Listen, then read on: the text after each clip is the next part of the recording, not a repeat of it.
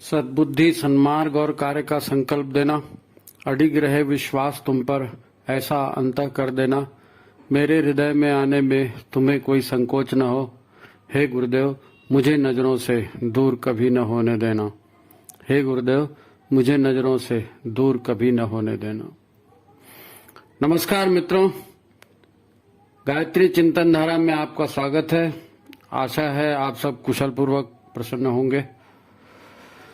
मित्रों, जब भी योग साधना, सत्संग, प्राणायाम या पूजा पाठ आदि की बात आती है, प्राय लोग यही कहते हैं कि ये सब तो ठीक है, होना भी चाहिए, करना भी चाहिए, हम भी ऐसा करना चाहते हैं, पर कब करें? टाइम कहाँ है हमारे पास? और फिर साधना ही करते रहेंगे तब नॉर्मल लाइफ के लिए टाइम कहाँ बचेगा? सब छोड़ छाड़ के संन्यास ही लेना पड़ेगा। इतना सारा ये भी करना है, वो भी करना है, वो भी करना चाहते तो है, क्या संन्यास ले लें? आम आदमी ये सब नहीं कर सकता भाई। क्या आप भी ऐसा ही मानते हैं? वास्तव में हमारी शिक्षा वास्तविक जीवन के बारे में कुछ नहीं बताती। हमें शरीर रचना बताई है, स्कूलों में पढ़ाई है ना? व्यक्तिगत, पारिवारिक एवं सामाजिक जीवन में नैतिकता की बातें बताई हैं, आदर्श की बातें बताई जाती है। लोग व्यक्तिगत बहुत सारी बातें बताते हैं, व्यक्तित्व विकास की बातें बताते हैं, परंतु वास्तव में व्यक्ति माने क्या और जीवन माने क्या, कैसे जीना चाहिए, नैतिकता या आदर्श की बातों से हमें क्या फायदा है, यही समझ में नहीं आता। तो फिर ऊपर से नीचे तक लोग जो है शराफत का लिबादा ओढ़े रहते हैं, शराफत की बातें करते हैं, पर उनके काम ठीक उल्टे होते हैं। अब यही बात चल पड़ी है कि आजकल आदमी कब सब काम करता है, होशियार वही है जो पकड़ में नहीं आए। सब लोग वैसी काम करते हैं और अपने आप को होशियारी बताते हैं कि देखो हमने ये किया, पकड़ में नहीं आए। अरे जो वक्त के फायदा उठा ले सब तो करते हैं, आजकल का जमाना यही है, इस तरह की बातें करते हैं। अच्छा, इन सब को ठीक मान भी लें तो आदमी को फिर स्वस्थ और सुखी और प्रसन्न होना चाहिए, क्योंकि साम दाम दंड भेद, हर तरह से आप सुखी होने की तो कोशिश कर रहे हैं, तो सुखी, संतुष्ट और स्वस्थ होना चाहिए। तो लोग वैसे भी नहीं दिखते। आज हम इसी विषय पर चर्चा करेंगे, नॉर्मल लाइफ और साधना का अर्थ हमें क्या लेना चाहिए, है नी? तो ये बड़ा महत्वपूर्ण विषय है चर्चा का। अच्छा लगे तो चैनल को लाइक जरूर करें। तो चलिए, आज की बात हम एक कहानी से शुरू करते हैं। एक कहानी से शुरू करते हैं, छोटी सी कहानी है, इससे काफी एक इशारा मिलेगा। एक साधु थे और उन्होंने जंगल में एक कुटिया बनाई थी, वहां वो रहते थे और अपनी ध्यान साधना, उपासना उनका चलते रहता था। साधु थे, उनको ध्यान साधना में रस, लोग देखते थे लेकिन कोई कुछ कहता नहीं था कि भाई अब ठीक है, साधु महाराज है, जब कर रहे हैं। एक दिन एक आदमी उधर से गुजरा, उसको प्रॉब्लम थी, वो परेशान था बेचारा, समझ में नहीं आया क्या करना चाहिए। तो साधु जी के पास वो गया और उनको अपनी परेशानी बताई। तो साधु जी ने जो है सोच समझ करके अपने हिसाब से उसको एक समाधान बता दिया। अच्छा, उसने वैसा किया, उसको फायदा भी हो गया। तो उसने बताया कि भाई ये फलाने जगह साधु रहते हैं, उनको पूछो जाके, वो सब समाधान बताते हैं। तो धीरे धीरे वो साधु जी की पहचान इसी बात में लग गई कि भाई आप कोई भी प्रॉब्लम है तो साधु जी के पास जाओ और वो समाधान बता देंगे। अब ऐसा चलने लगा और धीरे धीरे बात जो है राजा तक पहुंच गई कि फलाने जंगल में एक साधु रहते हैं और वो लोगों की समस्याओं का समाधान करते हैं, सटीक समाधान होता है। तो राजा ने भी सोचा कि भाई अपने राज्य में बहुत सारी प्रॉब्लम है, अर्थ को लेके, सेना को लेके और न्याय को लेकर बहुत सारी प्रॉब्लम है, तो क्यों ना साधु जी को यहीं बुला लिया जाए। जब वो वहां गांव के लोगों की समस्या का समाधान करते हैं तो यहां का भी कर देंगे। अब वो मंत्री जी, सेनापति, राजा, ये सब घोड़े में बैठ करके और साधु जी के आश्रम में वहां जंगल में पहुंच गए, जहां कुटिया बना के रहते थे स्वामी जी। राजा ने उनको प्रणाम किया, दंडवत किया, उनको बोला महाराज आपकी बड़ी ख्याति सुन के आपके पास आए हैं, आप लोगों की समस्या का समाधान करते हैं, तो राज्य की समस्या का समाधान करिए, हमारे साथ राजधानी में चलिए, आपको वहां किसी तरह की तकलीफ नहीं होगी। और जो लोक सेवा आप यहाँ करते हैं तो वो पूरी राज्य की सेवा हो जाएगी। हमारे यहाँ तो पूरे राज्य भर से लोग आते हैं, उनकी अपनी अपनी प्रॉब्लम होती है, न्याय की भी समस्या होती है, तो आप वहां जाएंगे तो लोगों के साथ भला हो जाएगा, लोगों को न्याय भी मिलेगा, राज्य का फायदा होगा इतने सारे लोगों का। तो आप चलिए। लेकिन साधु जी ने कहा नहीं भाई, मैं यहीं ठीक हूं और यहीं मेरी अपनी छोटी सी जिंदगी चल रही है, ध्यान साधना भी करता हूं, और ये समाधान वगैरह तो ये मेरा उद्देश्य नहीं है, मैं तो ध्यान साधना के लिए आया था।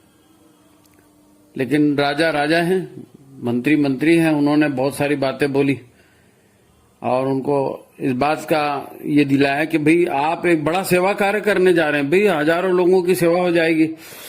साधक लोग तो ऐसे ही करते हैं, साधु लोग तो सबका कल्याण करते हैं, तो आप चलिए, वहां कोई तकलीफ आपको नहीं होगी। अब वो साधु महाराज झांसे में आ गए, चले गए उनके साथ, वहां चले गया, वहां दरबार भी लगने लगा, उनकी समस्याओं का समाधान भी वो लोगों को बताने लगे। राजा ने उनकी अच्छी खासी व्यवस्था कर दी, दास दासियां उनके आसपास, खाने पीने को पलंग वलंग लगा, हवा बढ़िया, गार्डन वाला जगह, रूम है ना। तो साधु जी जो है धीरे धीरे उनको भी अच्छा लगने लगा, गद्दे में सो रहे हैं, बढ़िया खुशबूदार है ना माहौल है, बढ़िया पंछी चहचहा रहे हैं, फूल खिले हुए हैं और खाने को समय पर और तरह तरह के व्यंजन। तो उन्होंने कहा भगवान की यही इच्छा होगी। वहां मैं जंगल में था, लोगों का काम कर रहा था, तो भगवान ने शायद प्रसाद दिया है कि चल भाई तू आराम से भी रह ले और लोगों को भी आराम से रहने दे। अब धीरे धीरे धीरे जो है साधु को वहां पर आदत लग गई उनकी,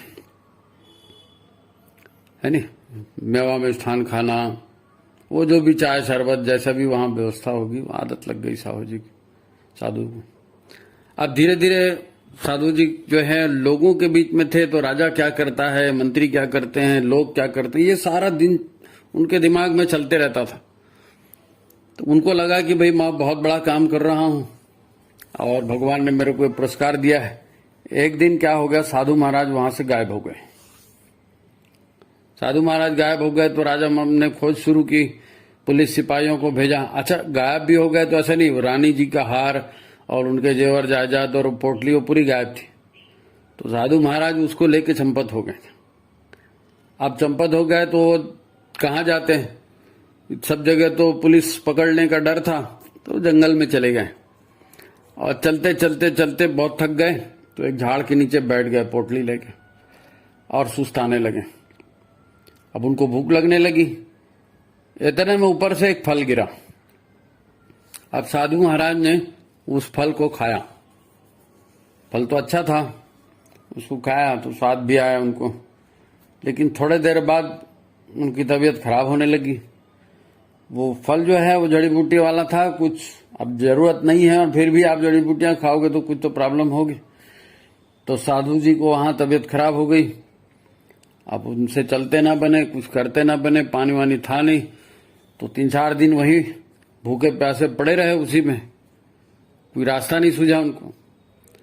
तो 3-4 दिन जब पेट खाली रहा तो उनके दिमाग में आया कि मैं कहाँ फंस गया यार, अच्छा खासा जंगल में तपस्या कर रहा था, वो राजा के यहाँ चले गया, नहीं मालूम क्या क्या आदत लगा दी, अब यहाँ आया तो कौन सा फल था मैंने खा भी लिया, फंस गया। तो नहीं जाता राजा के यहाँ तो ज्यादा अच्छा था।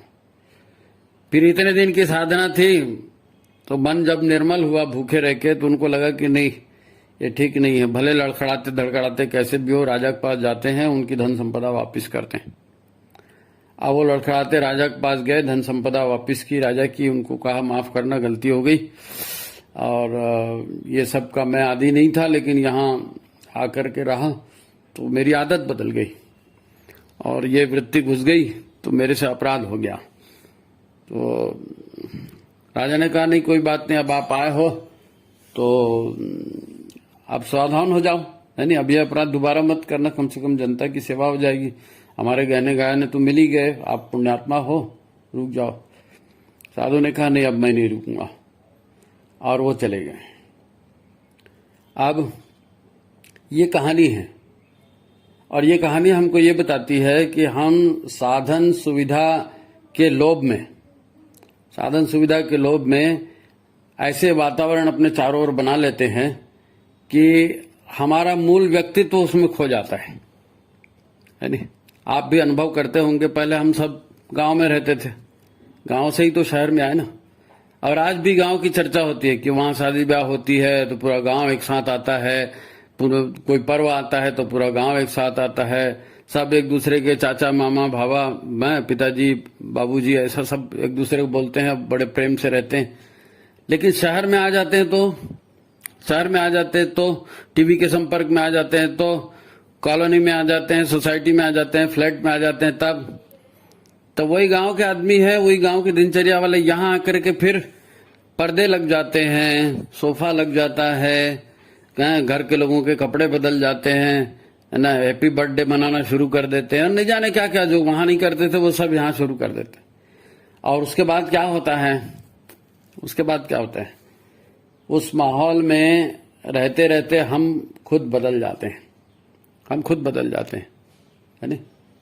इसका अर्थ हमको समझना पड़ेगा। तब सार क्या निकला?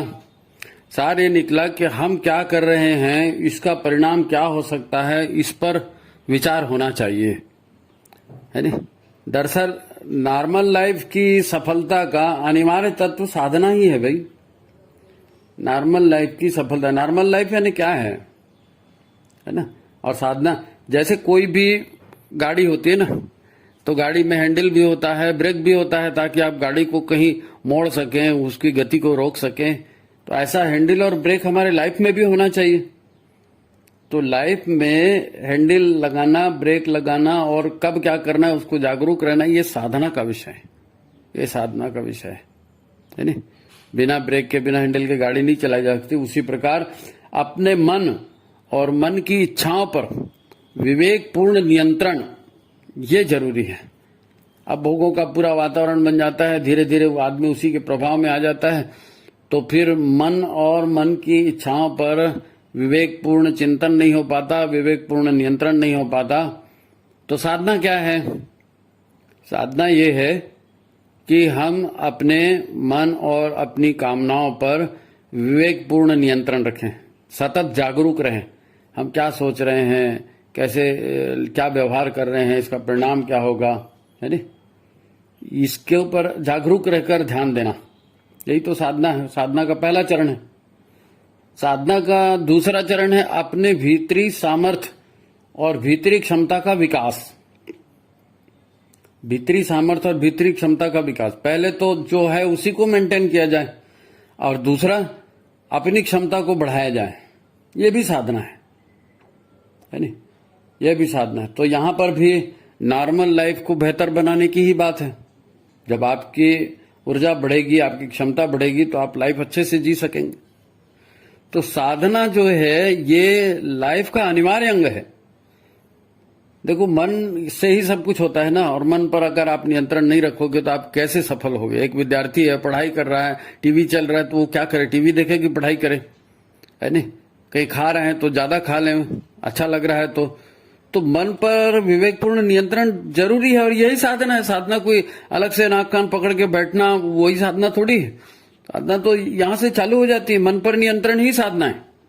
भगवान की साधना नहीं होती, अपने आप की साधना होती है। अपने आप की साधना का मतलब अपनी शरीर की आदत को सुधारना, अपने मन की आदत को सुधारना। जब वो सुधरेगा तो उसमें परफेक्शन आएगी, एक्यूरेसी आएगी, है नी। अब एक बात ध्यान से सुनिए, है नी। जैसे हम आहार खाते हैं, तो आहार सिर्फ पेट भरने की चीज नहीं है, पेट भरने की चीज नहीं है। वो आहार के साथ संस्कार भी आते हैं, सूक्ष्म ऊर्जा संस्कारों की, है नी, निगेटिव या पॉजिटिव ऊर्जा। क्योंकि किस जगह वो अन्न पका है, किसने पकाया है, किस तरह की कमाई। अब राजा के यहाँ था, राजा के यहाँ साधु ने उनको कहा ना कि भाई मैं यहाँ आ गया रहने के लिए, अब आप जो है बेदर्दी से टैक्स वसूल करते हो और लोगों पर अनाचार करके पैसा इकट्ठा करते हो, और वो सारा पैसा उसी से खाया हुआ अन्न मैंने खाया, तो मेरा भी दिमाग भ्रष्ट हो गया। भ्रष्टाचार से आया हुआ धन, भ्रष्टाचार से आया हुआ भोजन खाया तो मेरा भी दिमाग खराब हो गया। तो ये बात हमारे व्यक्तिगत जीवन में भी होती है। है नहीं, कहाँ से आ रही है, कैसे आ रही है। फिर वो अच्छा, आहार में सिर्फ ये खाना शामिल नहीं है, आहार में वो सब शामिल है जो हम इंद्रियों से भोग करते हैं। आप कान से सुनते हैं, आंखों से देखते हैं, मुंह से बोलते हैं, है नहीं, बहुत सारी चीजें हैं जो बाहर से आप इनपुट शरीर में होते रहता है। कैसा पानी पी रहे हैं, कैसे प्रवचन सुन रहे हैं, कैसी फिल्में देख रहे हैं, वो सब अंदर जा रहे हैं, वो आहार है। अब ये सारी चीजें अंदर जाएंगी तो मन को ही प्रभावित करेंगे, है ना। दूषित अन्न भी, दूषित विचार भी, दूषित खान पान भी, ये सब किसको प्रभावित करता है? मन को। मन जब उससे प्रभावित होगा तो आप अपने टारगेट को कैसे अचीव करोगे? एक विद्यार्थी है, एक नौकरी पेशा व्यक्ति है, एक महिला है, घरेलू काम करती है ना, वो उसको सबको अपना टारगेट पूरा करना होता है। अब मन में दूसरी बातें आ जाएगी तो आप क्या करोगे? उसकी इच्छा को पूरी करोगे मन की, तो बाकी छूटने लगेगा, तो वो भसक जाएगी लाइफ। ऐसे ही होता है। अच्छा, संगति और वातावरण भी हमारी नॉर्मल लाइफ को प्रभावित करते हैं।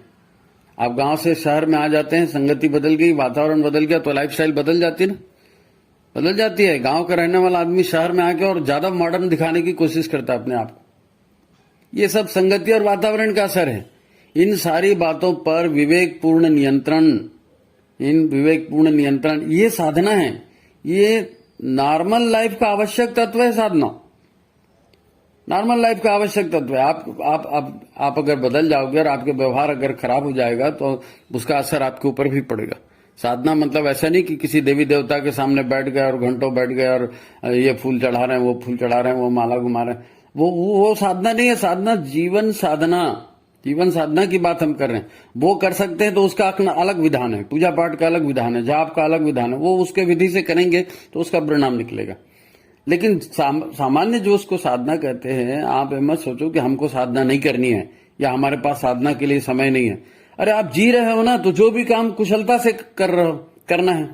योगा कर्मसु कौशलम, किसी भी काम को आप कुशलता से करिए, अपना स्वार्थ उसमें मत घुसेड़िए, लोगों का हित भी उस ध्यान में रखिए, तो बस है ना, साईं इतना दीजिए जामे कुटुंब समा, ये साधना ही तो है। तो ये तो जागृति में रहने की, होश में रहने की बात है। जागृति में होश में रहेंगे तो एक्सीडेंट नहीं होगा, है नी। मन तो कहेगा कि आराम करो, मन तो कहेगा मनोरंजन करो, है नी। मन जो है ये सब बातें मेहनत कर रहे हैं, यहां भाग दौड़ कर रहे हैं, वो सब फालतू है, शॉर्टकट में होता है। देखो पड़ोसी ने किया तो हम भी करने, ऐसा मन कहता है। तो ये सब नॉर्मल हमको लगता है कि सब लोग कर रहे हैं। आज की नॉर्मल लाइफ की मूल बात क्या है? मूल बात यही है कि भ्रष्टाचार हो रहा है, खाना पीना हो रहा है, पार्टियां हो रही हैं, हैप्पी बर्थडे हो रहा है, कपड़े तरह तरह के आ रहे हैं, गाड़ियां तरह तरह की आ रही है, ये सब नॉर्मल है। जरा सा कोई आदमी पैदल चले तो उसको कह देता है, क्या आदमी पैदल जाने की क्या जरूरत है, गाड़ी ले जा, तेरी नहीं तो मेरी ले जा भाई। ये सब आपको बोल बोल के आपकी आदत खराब करने वाली बात। आप शारीरिक श्रम से दूर हो जाएंगे, है नी। इसीलिए तो आदमी फिजूल खर्ची करता है। निष्क्रियता से तरह तरह के काम करेगा तो तरह तरह की समस्याएं पैदा करेगा, दुश्चिंतन और निष्क्रियता से। आखिर आप सोच के देखो, आज सबको क्या प्रॉब्लम है नी। आप जानते हो वो किडनी, शुगर और आर्थराइटिस और बीपी और हार्ट और ये सब कॉमन प्रॉब्लम क्यों हो रहा है कि सबकी लाइफस्टाइल एक ही जैसी हो गई है। गांव में थे तो कुछ नहीं होता था, अब तो गांव में भी होने लगा, वहां की भी लाइफ ऐसी होने लगी। लेकिन पशु पक्षी आचरण करते हैं, उनको तो ये सब नहीं होता है, हमको होता है। क्यों? क्योंकि हमने जीवन के नियमों को तोड़ दिया, है नी। चरे वेती, लगातार चलते रहिए, मेहनत करते रहिए, सबका कल्याण करिए, है ना, सद्बुद्धि धारण कीजिए, सत्कर्म कीजिए, ये जो बातें थी। अब बातें होती है नैतिकता की। नैतिकता ये कहती है कि ऐसा करना चाहिए, नैतिकता वो कहती है तो ऐसा करना चाहिए, नैतिकता की बातें सिखाई जाती। लेकिन नैतिकता की बातें फिर ढोंग धतूरा हो जाता है, क्योंकि हमको उसमें अपना फायदा नहीं दिखता। सच बोल के क्या होगा, मिल रहा है तो क्यों न लें, है ना। ऐसी आदमी तर्क लगाता है और आराम की चीज लाता है, तो फिर आराम के संस्कार भी उसके साथ आएंगे। आज का आदमी जो है ओवर थिंकिंग और ओवर ईटिंग से परेशान है। ओवर थिंकिंग और ओवर ईटिंग, कहां से शॉर्टकट मारा जाए, उसने ऐसा किया था, मैं ऐसा क्यों नहीं करूंगा, पिछले बार ऐसा हुआ था, प्लान। अरे भाई जोड़ तोड़ से क्या होगा, जोड़ तोड़ से क्या होगा। और मिल जाता है तो लोगों के दिमाग में लोगों को ये भी नहीं मालूम कि शरीर को ठीक कैसे रखना है, मन को ठीक कैसे रखना है, क्योंकि साधना वाला सब्जेक्ट तो कहीं पढ़ाया ही नहीं गया ना आपको। जीवन साधना है। हनुमान जी की, शंकर जी की साधना नहीं, वो सब सदे सदा है। साधना अपने मन की करनी है, उसको भटकने से रोकेंगे तो चित्त में एकाग्रता आएगी, एकाग्रता से कोई भी काम करेंगे तो सफल होगा। तो नॉर्मल लाइफ में सफल होना है तो आपको जागरूक रह करके और ध्यान देना पड़ेगा इस बात पर कि लाइफ कैसे ठीक हो सकती है। नॉर्मल लाइफ के लिए साधना है। साधना जो जंगल में जाके तब कर रहे हैं, बैठ रहे हैं, वो अलग है, वो अलग है। वो अपने जो अस्तित्व है उसको और ज्यादा तपाने की, चेतना के उन्नति की बात है, वो भी इसके साथ जुड़ी है। ये बेसिक चीज है, उसको जाके करेंगे तो और ज्यादा है। नहीं तो आपको कोई जंगल में जाने के लिए नहीं बोल रहा है, ये नॉर्मल लाइफ जीते हुए आप साधना की बातें कर सकते हैं, है नहीं। अब इस पर नियंत्रण मन की साधना से होगा। मन जागरूक रहेंगे तो मन के भीतर प्रश्न आएंगे, भी ये करूं कि नहीं करूं, ऐसा करने से क्या होगा। तब आप हैंडल और ब्रेक का इस्तेमाल करेंगे, है नहीं। बिना इसके नॉर्मल लाइफ भी ठीक नहीं चल सकती। आप अनैतिक कार्यों से जीवन में सफलता तो पा लेंगे, पर इसके नकारात्मक संस्कार आपके भीतर पनपेंगे, आपके मनोमय शरीर को, आपके भाव शरीर को, सबको विकृत कर देंगे, विकृत कर देंगे।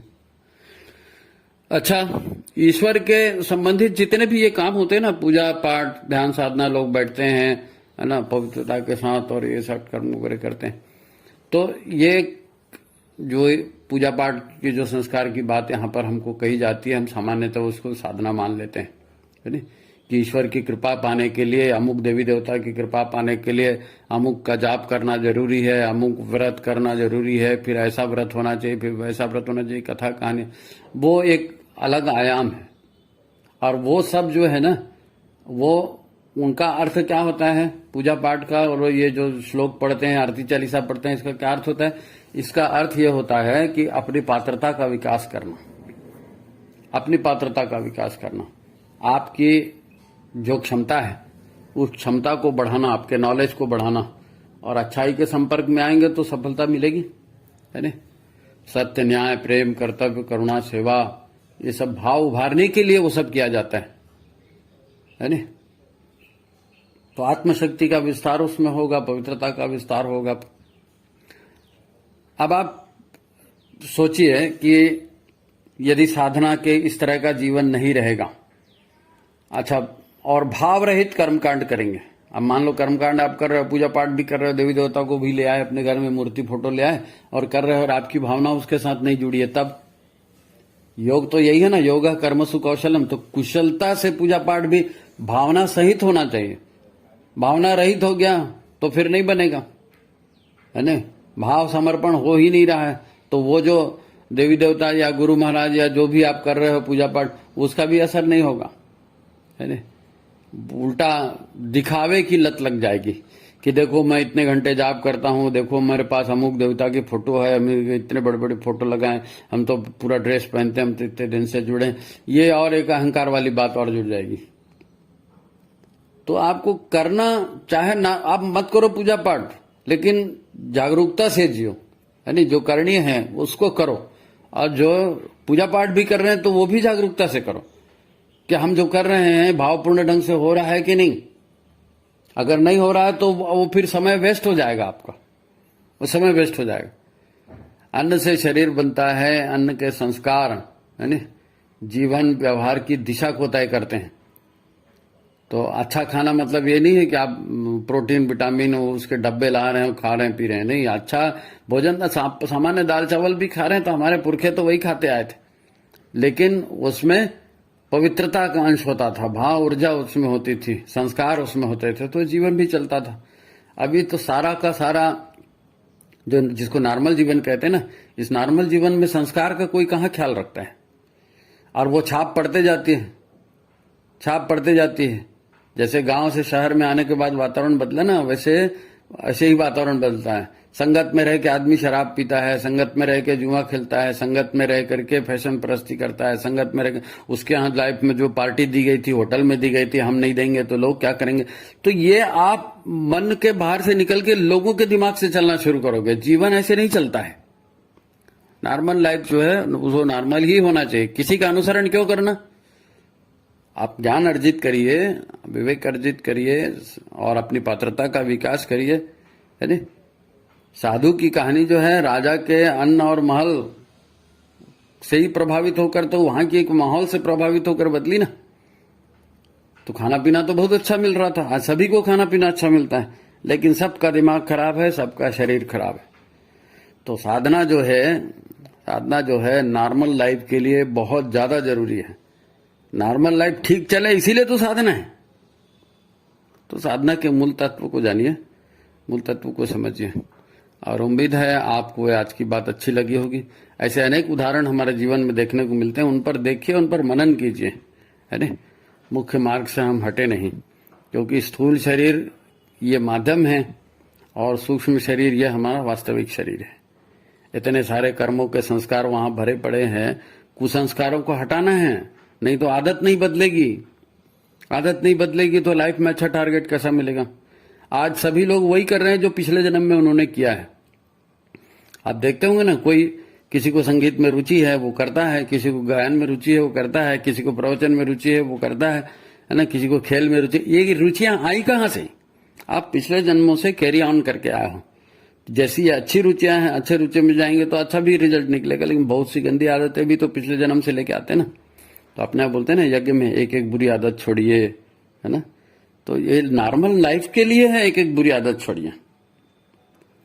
तो नॉर्मल लाइफ अच्छे कैसे जाए, हम में देवत्व कैसे उतरे, हमारा परिवार देव परिवार कैसे बने, ये सारी बातें यही तो मिशन बताता है। ये नॉर्मल लाइफ जो जी रहा है तो कोई साधक नहीं है, ऐसा नहीं है। गुरुदेव ने कहा है गृहस्थ एक तपोवन है ना?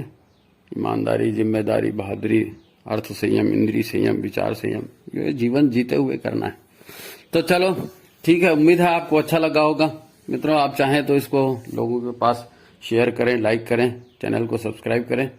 आज की बात यही समाप्त करते हैं, अगले अंक में फिर मिलेंगे। सभी को नमस्कार, प्रणाम।